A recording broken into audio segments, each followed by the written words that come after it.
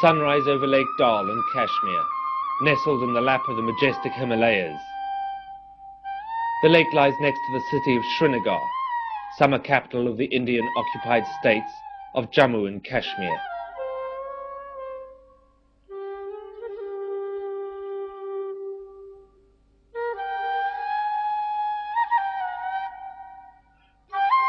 Lake Dal is a labyrinth of waterways where crops are cultivated on floating pieces of land.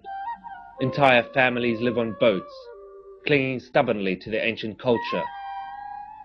But the harmony of this scene belies the fact that Kashmir is at smouldering war, 2/3 occupied by India, 1/3 by Pakistan. Both sides commit atrocities, both create refugees, both have nuclear weapons. The city of Srinagar has become a military camp. 500,000 Indian soldiers have been stationed here since the Kashmiris reached for their guns nearly 10 years ago. The predominantly Muslim population want independence, and they want the Indian troops out.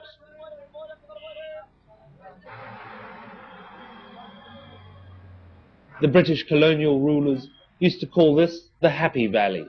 Now it's become a valley of fear. Fear of the Indian soldiers, fear of the rebels.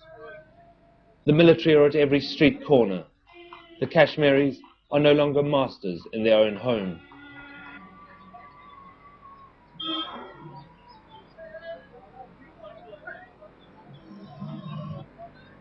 In early days, these streets were swarming with tourists.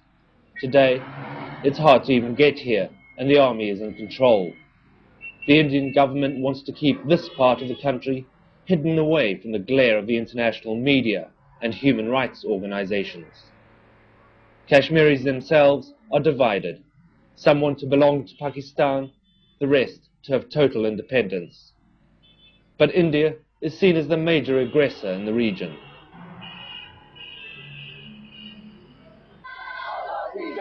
Those who go out onto the streets to demonstrate have courage.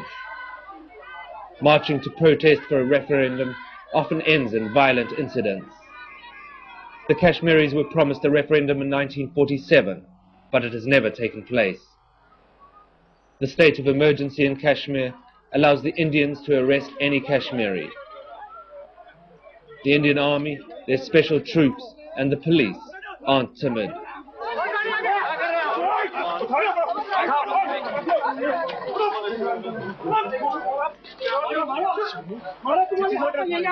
Those arrested say they're tortured during interrogations. Many don't survive. Amnesty International has been trying to get into Kashmir for years, but the Indian government won't let them.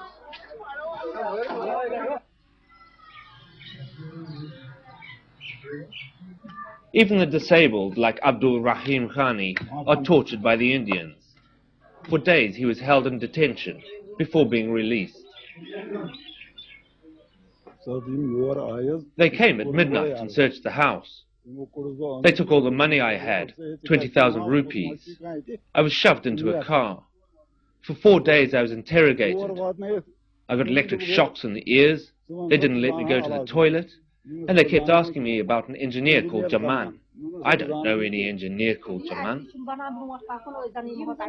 Then the Indians threatened to hack off his remaining leg. The women tell us what happened that night. We don't want any tyrants that kill our sons and torture our husbands, they say. When they come, the whole area is cordoned off. We don't want the Indians here. We want our independence. The 65-year-old Abdul has lived through a lot.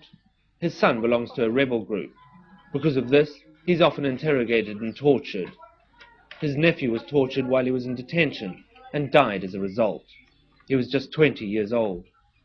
Almost every family has a story of atrocities committed by the Indians.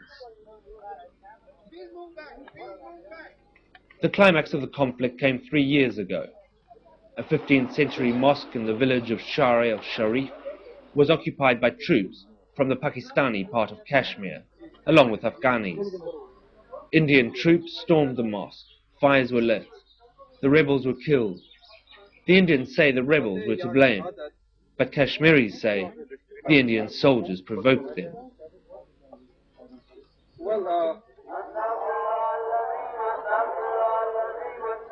For many, the mosque today has become a symbol of resistance. Sheikh Nuruddin founded the strain of Islam practiced here, called Kashmiria. Nuruddin is part of the people's cultural identity, their demand for self-determination. Yasin Malik, in white, is leader of the JKLA, the Jammu and Kashmir Liberation Front. In the spirit of Sheikh Nuruddin, they're fighting for total independence from both India and Pakistan. Yasin Malik was Kashmir's first guerrilla leader. His JKLA is the most prominent liberation movement. He spent 5.5 years in prison. Torture, hunger strikes, and a heart operation weakened him. In 1994, he laid down his gun in an attempt to find a political solution. From last 2.5 years, government of India has started an operation through their brute forces, namely kill them, crush them till they die. So whosoever will be, whosoever they find he is a sympathizer of this movement or who is a well-wisher, they kill them in a ruthless manner. Or they blast their houses, or they will gang rape their sisters and mothers. This is the situation here. It is the will of the people that almost they are alive. The army does have to use force. In countering insurgency, force has to be used. Once we get information that a particular person has got links with a militant, or a person is a militant with certain weapons, the army per force has to use the force. Unfortunately, what happens is the local agents of the people who are controlling this militancy, they use these grounds to raise the bogey of human rights. The moment we get after a person, they say, oh, he was an innocent person. We work only on hard intelligence. We do not go around torturing any common person. But the harder the army clamps down, the greater the resistance of the people.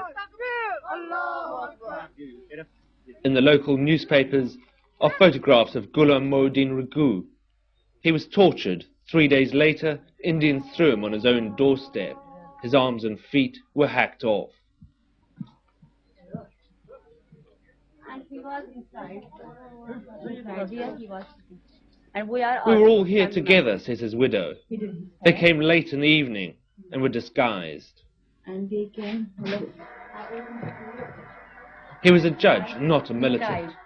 He cried out 3 times, God help me. Nothing, sir. No way back. I will beg for child. Because I am a mother. What can I do? I always pray to God. God, please give me also just my child and also me. How can I struggle with my children?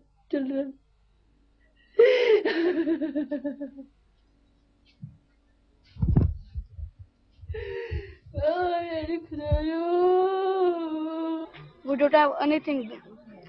We don't have any. We don't have any source that will pay our fees. Who will treat us? They are not treating us equally, sir. My father was innocent. He was killed innocently. People are only wanting freedom. That's their birthright. Kashmir has been accessed in India unnecessarily by a treachery. But again, people are coming. They came peacefully. They demonstrated peacefully. Come on, give us our freedom. This is our birthright. But they were showered with bloods. Their houses were burned. Their women were raped. And every day they are facing this horrible situation. This is a problem which is for the last 50 years. But they are very weak politicians sitting in Delhi and in Pakistan who are just taking them for a ride. Kashmir is what peace. They want complete to have their own way. They will live peacefully. In 1995, 6 tourists were kidnapped by the Muslim group Hakatul Ansar. The rebels were supplied with money and weapons from Pakistan and Saudi Arabia. Afterwards, sympathy for the rebels shrank. Britain Keith Mangan, German Dirk Hassert, Britain Paul Wells,